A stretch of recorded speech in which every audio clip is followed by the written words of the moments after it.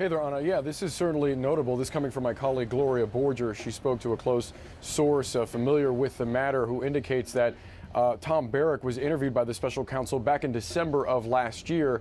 This is notable in part because of his proximity to President Trump. He's known him for some 40 years.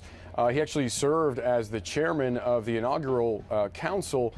He was considered for a senior role within the administration that ultimately he did not take. He also introduced Donald Trump to Paul Manafort, a very central figure in the Russia investigation, someone who has been accused of a litany of fraud charges, financial crimes by the special counsel. Of course, Manafort has denied all of them.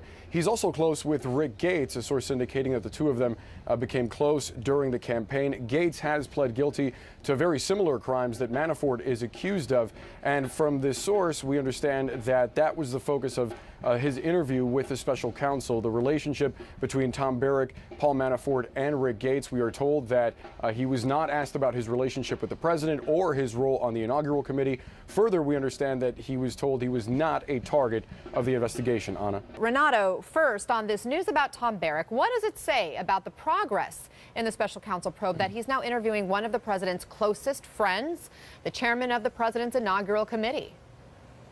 Well, you know, that's exactly how prosecutors work, Anna. They start with their cooperators. So in this case, Rick Gates is now cooperating with Robert Mueller.